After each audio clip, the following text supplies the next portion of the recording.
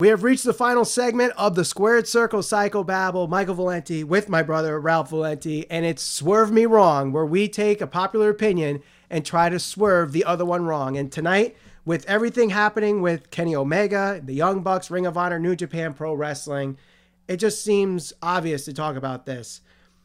WWE could be putting in a talent raid, and obviously Kenny Omega and the Young Bucks are the ones that could be the ones that kind of go to WWE, that WWE is trying to get. Right. So we definitely have different opinions on this. If they were to come to WWE, would they be successful? Okay. You believe they won't. I believe they will. So we have 10 minutes. Our production assistant, Frank, has put 10 minutes on the clock. And it is now time to swerve me wrong. Start the clock. Okay, so I say they're going to be successful. Correct. And one thing that a lot of people are not taking into consideration when it comes to the success of a wrestler is whether they have creative control or not. Sure. And one thing that Vince McMahon does not mind doing, if it's warranted, is give creative control to a wrestler. And I know there's going to be a lot of people saying, oh, then why is this guy getting buried? Why is that guy getting buried? The booking's been so bad, yada, yada, yada. I understand that. But between everything that happens on Being the Elite, obviously the Young Bucks and Kenny and Cody, they know how to book stuff. They know how to create a story. Kenny Omega is probably the best storyteller in the ring today. He's got ring psychology. Probably the only one that's comparable is Jake the Snake Roberts. You know, that's a bold statement, I understand. But when it comes to ring psychology, Kenny Omega definitely has that. Right. And that could definitely help him make the transition to WWE that I think a lot of wrestlers today are missing. They are missing that ring psychology and that storytelling. It's just more about doing the spots. That's why everybody does a super kick. That's why everybody does the suicide dive or the tope, whatever you want to call it. And everybody's kicking out of special moves and everything is just repetitive. Sure. And it's because of I think it's partially because of the wrestlers in the ring doing what they always do. And there's no storytelling behind it. Kenny Omega is a different breed when it comes to that. The Young Bucks are merchandise geniuses. They are marketing whizzes. Obviously that creates money. So if the Young Bucks come, they are definitely going to bring money to the WWE. And when that happens, Vince, his eyes light up and he will reward those that give him money. That's how he's always been. That's business. It's business, exactly. So when it comes to that, the Young Bucks obviously can do that for him. And when you make Vince money, he'll let you do whatever you want. Sure. So that's why I think they will be successful, because they can do the things that they want to do and make Vince money, which is the end of the day. And you could say, oh, well, Rusev can make money. KO can make money. Finn Balor can make money. And all this other stuff, but at the same time, they don't do it creatively. They don't do it in the ring, and that hurts them. That would be the one thing that I would point out. Can they be successful? Absolutely. Are they all great performers? Absolutely. They've proven it time and time again outside of the WWE that not only are they capable of selling merchandise, promoting, and having amazing matches. The problem is I don't trust the WWE to properly book them to be successful. And I say that because I look to the past of what they've done with other individuals, and when I look at the list, they had a guy coming in, Matt Hardy. The Hardys, granted, they came back at WrestleMania. Matt Hardy at the time, I know there was a whole legal battle for the whole broken gimmick.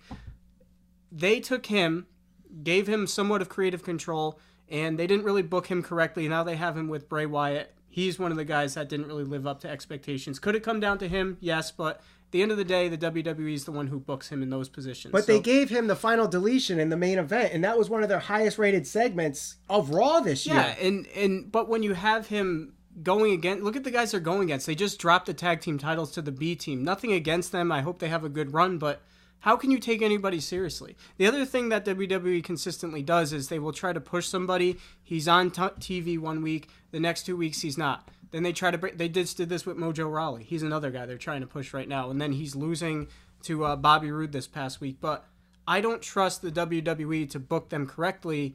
And how much creative control will they actually give them I don't know. I don't know if I think that keeping them out of the WWE is better for the industry overall because it will actually have competition, like I was saying before, between WWE and New Japan, and that will ultimately bring the best out in both of them. And I think they'll be bigger stars. Cody Rhodes already came out and said that he makes more money outside of the WWE than he ever did with the WWE. Right. His first, I think, 6-figure income as a wrestler has been this past year where he wasn't in WWE. So it's definitely a valid point. But let's look at this from AJ Styles. Now, that was someone we talked about last week. Sure. That's one guy we talked about last week as, whether or not he deserves criticism as WWE champion. But this is a guy they trust. They put him on the cover of the video game this year. He's been champion for the most of 2 years. So it's definitely a guy, and they put him in big matches and dream matches and all this other stuff.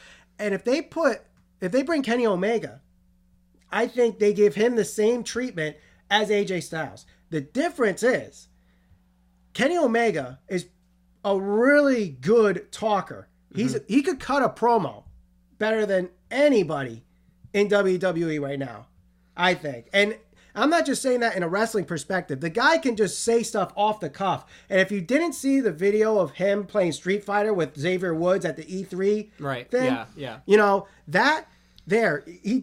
he could say things and create a crowd. The closest you'll get to a main event, he told Big E, right? Right, exactly. Stuff like that. Sure. And I'm not trying to, it's not a knock on any of those guys. I think they're all immensely talented. But at the end of the day, when I think of the guys that came into the WWE really hot, whether it was outside of the WWE where they were having success or NXT and moving up, there's just too many guys that I can point to and say they were misused or they weren't booked correctly. And granted, I don't know all the things that go on politically backstage or how they are, but you look at a guy like Finn Balor, he, to me, is a guy with that character, especially the demon character, that you can make money with. And he's continuously put in these weird booking positions against guys that he's probably better than. I just don't, I don't know. There's something there that I can't put my finger on that allows me not to trust the WWE to really use them the correct way. Well, I think with Finn Balor, the problem is that with the demon character, you want to kind of make it a special occasion and not just like every major pay-per-view he comes out as the demon, which is fine. But he hasn't been in a major feud in a long, long time. And the last time they tried to tease the demon was when he was with the Bray Wyatt thing. And then Bray Wyatt was part of the infection that Roman Reigns had and Bo Dallas had. So it kind of pushed that back. And the other thing, too, is Finn Balor was the first Universal Champion. Right. Now, he got hurt in that match from Seth Rollins.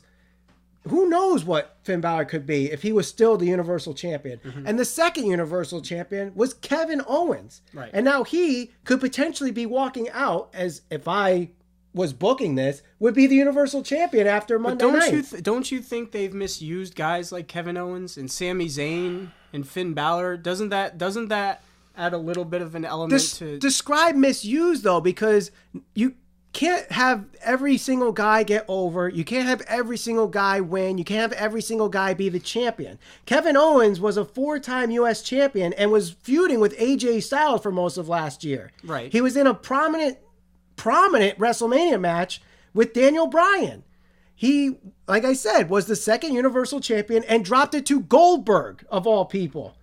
So I mean, in some essence, he's still in big spots, and he's wrestling in SummerSlam against one of the biggest guys in the company right now in Braun Strowman. So the term misuse gets misused, as we have 2 minutes here left in the segment. Now, the big question, the Young Bucks, here's the other issue that I think I have. Tag teams. Is that they're a tag team, and the WWE does not book tag teams well. But when you have one that is a natural tag team and not just one that they forced together because they had nothing to do with, it changes it. And because the Young Bucks are really just one wrestler just as a tag team, but they can really create a huge tag team division. And I think one thing the tag team division is really hurting is that they're separated. They should be on one show and the women should be on another. That's my personal opinion. But if the Young Bucks came, I'd say they start in NXT. Let them do NXT. That's never going to happen. I know that. They're too big of stars. I understand that, but they really should start in NXT and get, the crowd going there and really work with other tag teams and build those tag teams up so that when they come up, they're coming up with an entire good tag team division. That's not the B team. That's not Matt Hardy and Bray Wyatt. That's not, the Ascension and all these other. So you're saying just from the pure sense of the people that they'd be able to go against in the ring. Right. Yeah. I mean, I could see that. I think they would definitely build the tag team division. It would definitely help. So do I think they'll be successful? Yes. I do think they will be successful. I think Kenny Omega, with the right guy, can main event a WrestleMania. I agree.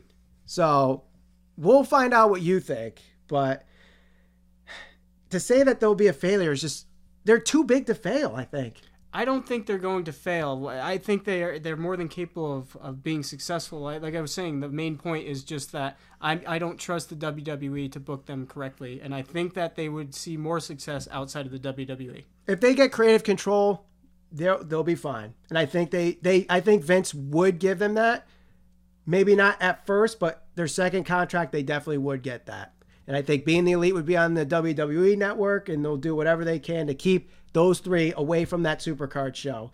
So I see it happening. I think they'll be a great success. What do you think? Did I swerve Ralph wrong, or did he swerve me wrong? Comment in the section below. Vote on the eye above my head. This has been the Squared Circle Psychobabble. This has been a great show, Ralph. I can't wait to do next week. We're going to do a special one. We're going to do TakeOver predictions, and we're going to do SummerSlam feud ratings and SummerSlam predictions. I can't wait for it. It's all happening next week. For Ralph, my name is Michael Valenti, and this has been the Squared Circle Psychobabble. Good night, everybody.